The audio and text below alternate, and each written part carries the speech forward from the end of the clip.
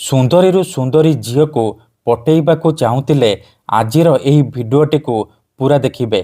କାରଣ ଆଜିର ଏହି ଭିଡ଼ିଓଟିରେ ମୁଁ ଆପଣଙ୍କୁ ଶିଖେଇବି ଆପଣ କିପରି ଅଳ୍ପ ଟିକେ ଲୁଣ ଆଉ ପାଣିର ସାହାଯ୍ୟରେ କେଉଁ ବି କୁଆଁରୀ ଝିଅ ବା ବିବାହିତା ନାରୀକୁ ପଟେଇ ପାରିବେ। ସୁନ୍ଦରୀରୁ ସୁନ୍ଦରୀ ପଡ଼ିଶା ଘର ଭାଉଜଠାରୁ ନିଜର ମନ ମୁତାବକ କାମ ହାସଲ କରିପାରିବେ। ଏହି ବଶୀକରଣ କରିବା ପାଇଁ ଆପଣଙ୍କୁ କୌଣସି ପ୍ରକାର ମନ୍ତ୍ରତନ୍ତ୍ର କରିବାକୁ ପଡ଼ିବନି କିମ୍ବା କିଛି ବି ପଇସା ଖର୍ଚ୍ଚ କରିବାକୁ ପଡ଼ିବନି। ଆପଣଙ୍କ ଘରେ ଲୁଣ ଥିବ, ଆପଣ ଅଳ୍ପ ଟିକେ ଲୁଣ ଆଣିବେ ଆଉ ଅଳ୍ପ ଟିକେ ପାଣି ଆଣିବେ। ତାପରେ ମୁଁ ଆପଣଙ୍କୁ କିଛି ପ୍ରୟୋଗ ବିଧି ଶିଖେଇବି, ଆପଣ ସେହି ପ୍ରୟୋଗ ବିଧିକୁ ଠିକ୍ ଭାବରେ କରିଦେବେ। ଗ୍ୟାରେଣ୍ଟି ଦେଉଛି ତାପରେ ଦେଖିବେ ଚମତ୍କାର। ଯେଉଁ ଝିଅ ପଟୁନଥିଲା ସେ ଝିଅ ଆପଣଙ୍କ ପ୍ରେମରେ ଦିବାନୀ ହେଇଯିବ। ଯେଉଁ ବିବାହିତା ନାରୀ ବା ପଡ଼ିଶା ଘର ଭାଉଜ ଆପଣଙ୍କୁ ଭାव ଦେଉନଥିଲା ସିଏ ରାତିଦିନ ଫୋନ୍ କରିବ, ଘରକୁ ଡାକିବ, ଯାହା ଚାହିଁବେ ତାହା କରିବ। ନମସ୍କାର ଫ୍ରେଣ୍ଡସ୍, ଓଡ଼ିଆ ଫଣ୍ଡା ଚ୍ୟାନେଲକୁ ଆପଣମାନଙ୍କୁ ସ୍ୱାଗତ। ଲୁଣରେ ତନ୍ତ୍ରମନ୍ତ୍ର ବଶୀକରଣ ଆପଣମାନେ ଜାଣିଥିବେ, କିନ୍ତୁ ଆଜିର ଏହି ଭିଡ଼ିଓଟିରେ ମୁଁ ଆପଣଙ୍କୁ ଶିଖେଇବି ଲୁଣର ସାହାଯ୍ୟରେ ଝିଅ ପଟେଇବା ପାଇଁ ବଶୀକରଣ ବିଦ୍ୟା, ନାରୀ ମୋହିନୀ ବଶୀକରଣ ବିଦ୍ୟା। ଏହି ବଶୀକରଣ ଆପଣଙ୍କୁ ଦେଖିବା ପାଇଁ ସହଜ ଲାଗିବ, କିନ୍ତୁ ଇଏ ପ୍ରଚଣ୍ଡ ମହାଶକ୍ତିଶାଳୀ ନାରୀ ମୋହିନୀ ବଶୀକରଣ। ଏହାର ପ୍ରୟୋଗ କେବେ ବି ଖାଲି ଯାଏନି। ଯିଏ ବି ଲୁଣ ଆଉ ପାଣିର ଏହି ବଶୀକରଣ କରିଛି 100ରୁ 100% ସଫଳ ହେଇଛି। ନିଜ ପସନ୍ଦର ସୁନ୍ଦରୀରୁ ସୁନ୍ଦରୀ ଝିଅକୁ ମୁହୂର୍ତ୍ତକ ଭିତରେ ପଟେଇ ପାରିଛି। ଆଶା ଛାଡ଼ି ଦେଇଥିବା ଲୋକ ମଧ୍ୟ ନିଜ ପ୍ରେମକୁ ପାଇପାରିଛି। ବିନା ମନ୍ତ୍ର, ବିନା ତନ୍ତ୍ର, ବିନା କିଛି ଜିନିଷ ଖୁଆଇ ପିଆଇ ଆପଣ ଘରେ ବସି ବସି ଏହି ବଶୀକରଣ ଅତି ସହଜରେ କରିପାରିବେ। ଆଉ କେଉଁ ବି କୁଆଁରୀ ଝିଅ ବା ବିବାହିତା ନାରୀ ବା ପଡ଼ିଶା ଘର ଭାଉଜକୁ ମୁହୂର୍ତ୍ତକ ଭିତରେ ନିଜର କରିପାରିବେ।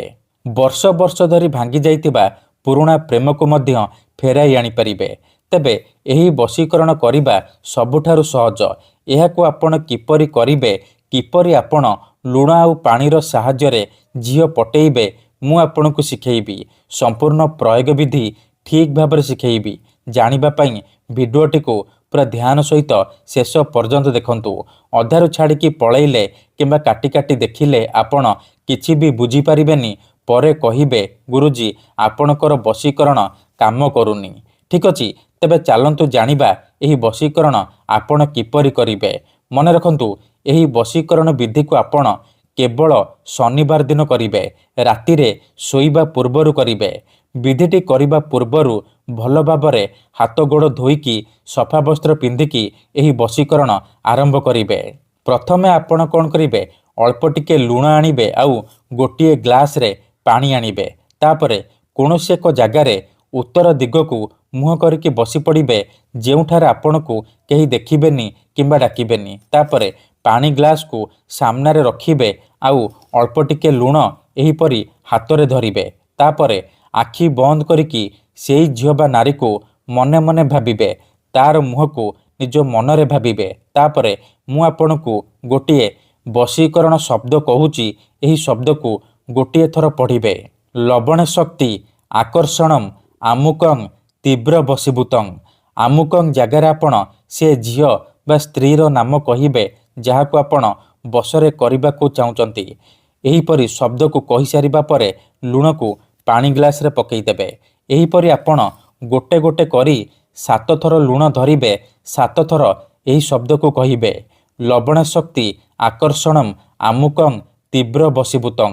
ଏଠାରେ ଆମୁକଂ ଜାଗାରେ ପୁଣି ଆପଣ ସେ ଝିଅର ନାମ କହିବେ ଯାହାକୁ ଆପଣ ବଶରେ କରିବାକୁ ଚାହୁଁଛନ୍ତି। ଏହିପରି ଆପଣ 7 ଥର କରିବେ। 7 ଥର ଲୁଣ ଧରିବେ, 7 ଥର ଏହି ଶବ୍ଦକୁ କହିବେ। ଶବ୍ଦ କହିସାରିବା ପରେ ଲୁଣକୁ ପାଣି ଗ୍ଲାସରେ ପକାଇଦେବେ। ଏତିକି କରିସାରିବା ପରେ ଆପଣ ଏହି ଲୁଣ ପାଣିର ଗ୍ଲାସରେ 3 ଥର ଫୁଙ୍କିଦେବେ। ତାପରେ ଏ ଲୁଣ ପାଣିର ଗ୍ଲାସକୁ ନିଜର ଖଟ ତଳେ ରଖିକି ଶୋଇପଡ଼ିବେ। ଯଦି ଆପଣ ଖଟରେ ଶୋଉନାହାନ୍ତି, ତଳେ ଶୋଉଛନ୍ତି, ତେବେ ଆପଣ ଲୁଣ ପାଣିର ଗ୍ଲାସକୁ ନିଜର ମୁଣ୍ଡ ପାଖରେ ରଖିକି ଆପଣ ଶୋଇପଡ଼ିବେ। ସକାଳୁ ଉଠିବା ମାତ୍ରେ ବାସି ମୁହଁରେ ବିନା ହାତ ଗୋଡ଼ ମୁହଁ ଧୋଇ ବାସି ମୁହଁରେ ଏ ପାଣି ଗ୍ଲାସକୁ ନେଇକି ନିଜର ଘର ସାମ୍ନାରେ ଢାଳିଦେବେ। ଗ୍ୟାରେଣ୍ଟି ଦେଉଛି ଏତିକି କରିକି ଦେଖନ୍ତୁ, ଯେଉଁ ଝିଅ ବା ନାରୀ ପାଇଁ ଏହି ବଶୀକରଣ କରିଥିବେ ସିଏ ଆପଣଙ୍କ ପ୍ରେମରେ ଦିବାନୀ ହେଇଯିବ। ଧନ୍ୟବାଦ।